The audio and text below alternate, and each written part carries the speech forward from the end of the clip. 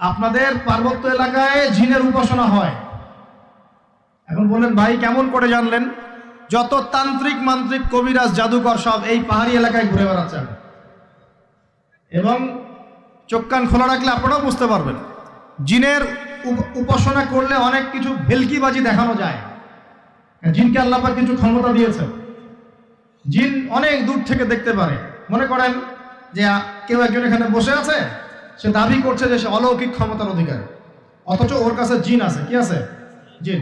এখন আপনি শুনেছেন যে অমুক জায়গায় অমুক বাবা আছে, সে অনেক বড় ক্ষমতার অধিকারী, তো যাই দেখি ওনার কি ক্ষমতা। এখন আপনি রাস্তায় আসছেন, তার সেই জিন তো আগেই দেখতে পাচ্ছে আপনি আসছেন দূর থেকে, সে আগে খবর দিল আসতেছে মক্কেল, ওই যে মক্কেল আসতেছে। এখন সে বলল যে ওই ব্যক্তির সাথে যে জিন আছে ওর সাথে কানেকশন করো। সবার সাথে একটা জিন আছে না? আছে কি না? একটা করে জিন শয়তান আছে না সবার সাথে? দুইজন ফেরেশতা একজন জিন সবার সাথেই আছে। আছে কি নাই? আপনার জিন জানে আপনার সাথে অতীতে কি হয়েছিল? জানে তো। আপনার জিন আপনার সাথে আছে না শুরু থেকে? তাহলে আপনি 1 মাস আগে কি করেছেন আপনার জিন তো জানে। ও ভবিষ্যৎ জানে না কিন্তু অতীত তো জানে। ও তো ভবিষ্যৎ জানে না কিন্তু অতীতে আপনি কি করেছেন ও তো জানে না? এখন এ ওর সাথে এই কারিনের সাথে যোগাযোগ করছে। এ ওকে বলছে এই তো 1 মাস আগে অমুক মেয়ের পিছনে দৌড়াইছিল, এই 1 মাস আগে অমুক একটা মেয়ের পিছনে দৌড়াইছে, ওই মেয়েকে পাওয়ার খুব চেষ্টা করছে, কিন্তু 1 মাস আগে ব্যবসায়ী কাজ করছে, কিন্তু 1 মাস আগে ওই কাজ করছে। এখন আপনি হেঁটে হেঁটে আসলেন, এদিকে খবর পাস করা শেষ, এসে বললেন বাবা আপনার কি ক্ষমতা, আমি আপনার ক্ষমতার নিদর্শন দেখতে চাই। সেই বাবা এখন বলছে যে তুই তো সেই ব্যক্তি না, তোর নাম অমুক না? আপনি তো ভেবা চাকা খেয়ে গেলেন, হ্যাঁ তাই তো, আমার নাম তো অমুক। তুই তো 1 মাস আগে এই মেয়ের পিছনে ঘুরছিস না?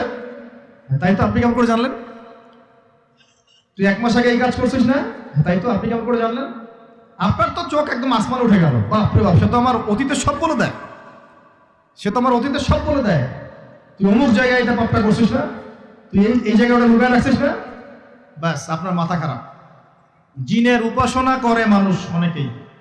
আর জিনরা কি করে? অনেক সময় আসমানের কাছে যায় সংবাদ নেওয়ার জন্য। সূরা মুলক পড়েন, সূরা মুলকের 1ম পৃষ্ঠা পড়েন। আল্লাহ পাক ওদেরকে তাড়ানোর জন্য আসমানের মধ্যে এই উল্কাপিণ্ড নক্ষত্র নিক্ষেপ করেন। রুজুম আল্লিশ শায়াতিন, আল্লাহ বলেছেন এই নক্ষত্রগুলা আমি রুজুম আল্লিশ শায়াতিন, শয়তানদেরকে তাড়ানোর জন্য রেখেছি। সুবহানাল্লাহ। পৃথিবীতে অনেক কিছুই ঘটে, আমরা খালি চোখে বুঝতে পারি না। এখনকার যুগে কিন্তু বহু মানুষ জিনের উপাসনা করে। আর জিন বলে একটা জাতি আছে, আমাদের সাথেই চলাফেরা করে, আমরা দেখতে পারি না। আমরা কি সব দেখতে পারি? আমরা কি সব জানি? আমরা তো আমাদের আত্মাকেই দেখতে পারি না। এত ঘুমাই গেছেন, আত্মা চলে গেছে, দেখতে পারছেন? আর আমরা কি জানি? আমরা কতটুকু জানি আগামীকাল কি হবে আপনার সাথে? বলেন দেখি, কেউ জানে? আমাদের জ্ঞান কত ক্ষুদ্র, বুঝতে পারলাম। আগামীকাল কি হবে তাই জানি না, আমার আত্মাকেও চোখে দেখি না। আর আমি যদি দাবি করি এখন আমি সব জানতাম, তাহলে কি হবে? অতএব জিন জাতি আমাদের মধ্যেই আছে কি নাই? ওমা খালাকতুল জিন্না ওয়াল ইনসা ইল্লা লিয়াবুদুন, আমি জিন আর মানুষকে শুধুমাত্র আমার ইবাদত করার জন্যই সৃষ্টি করেছি। আল্লাহ পাক আমাদের সবাইকে আল্লাহ পাকের সত্য বোঝার তৌফিক দান করুন।